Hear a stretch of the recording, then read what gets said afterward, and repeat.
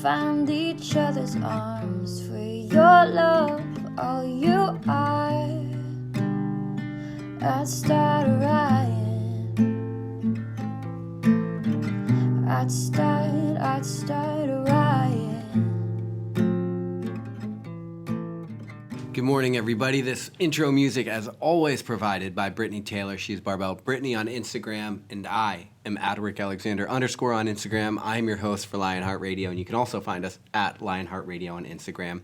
This is the morning coffee installment, and for those of you that are new to this show, we do morning coffee roughly 3 times a week. I do the side show almost every week, which is me and George Briones, head coach of Softfleet, talking about strength, and then I also typically do a long-form Lionheart Radio. Now, as I travel and as I sort of pursue all of the different things, there will probably come times where it consists of 5 times a week where I'm just doing morning coffee, but my commitment to you is that we will definitely get it together. But my commitment to you guys is that I'm going to produce this show 5 times a week. Lionheart Radio, that is. All right, so today I want to talk about karma. We all sort of have an interesting view on karma, but what I've began to realize is that the view that a lot of us have isn't actually that productive. So karma, originally it's thought of as this sort of spiritual endeavor. It's definitely got religious underpinnings. It came from Hindu, I believe, originally, but you guys can correct me if I'm wrong, but that's where we associate the idea of karma. So we think about it as sort of tit for tat. Like, if I hold the door open for this guy, then somebody's going to hold the door open for me, as if like the universe is sort of like cosmically just keeping scores of every individual thing that we do. But if you strip karma down, if you strip that idea down, what you're left with is just the idea of energy. And it's the fact that what you put into the world for energy is what you receive. You know, when Gandhi said, "Be the change that you wish to see in the world," I believe this is exactly what he was talking about. What are the words that you're using to describe your life? And then how are those words and how are those actions actually affecting the energy and the environment in which you're living? So a better question is, how are you participating or how are you contributing to the world that you want to be in? Are you an asshole all the time and you expect everybody to be nice to you? It's kind of like that saying, if you run into one asshole during the day, well, you probably ran into an asshole. But if everybody you meet is an asshole, you're the asshole, right? That's exactly what I'm talking about here. It's like we are putting something into the world, and that thing that we're putting into the world is what we are getting back. It's literally authoring the world we live in based on the way that we are showing up in it. And so when you think about that, every single thing that you do, the way that you interact with everybody matters. The places that you shop are a vote with your dollar. Are you voting for factory farming, or are you voting for the mom and pop who are down the road and running a farm? You are authoring the world that you get to live in. We all are, every day, with every single action that we take or don't take, right? And so if we look at it this way, if we look at it like we are constantly authoring our environment, that the energy we put into the world is the energy we're getting back. So if you're positive, growth-minded, and supportive, that's the world you'll live in. When your friend says, "I'm starting a new business or a new endeavor or a new project," are you supportive of them right away? And when I talk about supportive, I'm talking about being there, but I'm also talking about our words.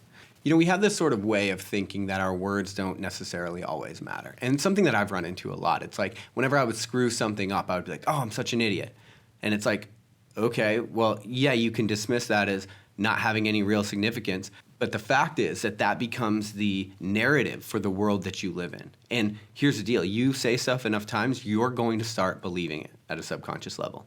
You know, in the Abrahamic religions, you look back at Judaism and Christianity, in the beginning, God created the world with the words that he spoke. He spoke the world into existence. Now, you might not believe the Bible or in any religion or whether these stories actually happened. You might not believe in any of that. Doesn't matter.